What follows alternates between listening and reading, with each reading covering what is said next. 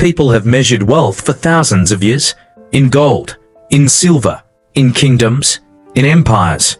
They remember great kings, powerful emperors, modern billionaires. But history remembers one man whose fortune was beyond calculation.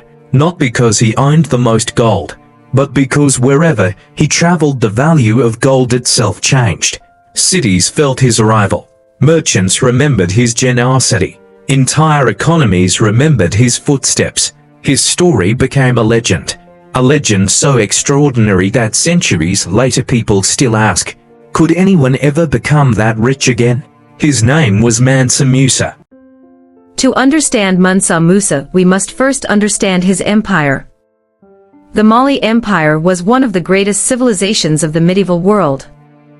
Stretching across West Africa, it controlled some of the richest trade routes on earth. Caravans crossed the endless Sahara. They carried salt, ivory, fine textiles, and above all gold. At the time, it is believed that Mali produced a remarkable share of the world's known gold. Every coin, every ornament, every royal treasury depended on this precious metal. And at the center of this extraordinary empire stood one man. Not merely a king, but the guardian of unimaginable wealth.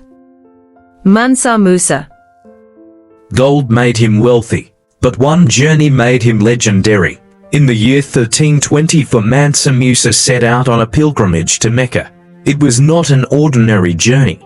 It became one of the most extraordinary royal processions ever recorded. Thousands of attendants traveled beside him.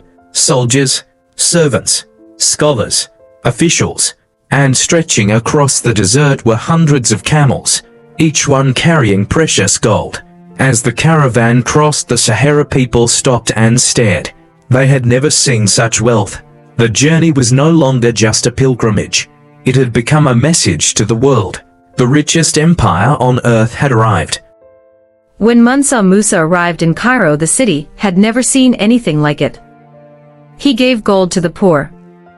He rewarded officials. He purchased goods with remarkable generosity. Everywhere gold flowed. At first, people celebrated. Markets thrived. Merchants welcomed the wealthy king. But then something unexpected happened. There was simply too much gold. When something becomes less rare, it becomes less valuable. The price of gold fell. Historians believe its value remained depressed for years across parts of the region. One man's wealth had become powerful enough to influence an entire economy. News travels, sometimes faster than armies. Merchants returned from Cairo with unbelievable stories. They spoke of a king whose wealth seemed without limit. At first, many refused to believe them. How could one ruler possess so much gold? But the stories kept spreading. Across deserts, across ports, across kingdoms. Then decades later, his image appeared on one of Europe's most famous maps, the Catalan Atlas. There Mansa Musa sat upon a throne holding a great golden coin, not merely as a king, but as the symbol of unimaginable wealth. The world had finally heard his name. People often ask a simple question. How rich would Mansa Musa be today? The truth is surprisingly difficult. Modern billionaires own companies, stocks, and investments. Mansa Musa ruled an empire. Its wealth came from gold mines, trade routes, cities, farmland, and taxes. There is no precise formula that can convert a medieval empire into modern dollars. That is why historians do not agree on a single number. But they do agree on something far more important. Mansa Musa is widely regarded as the richest person in recorded history.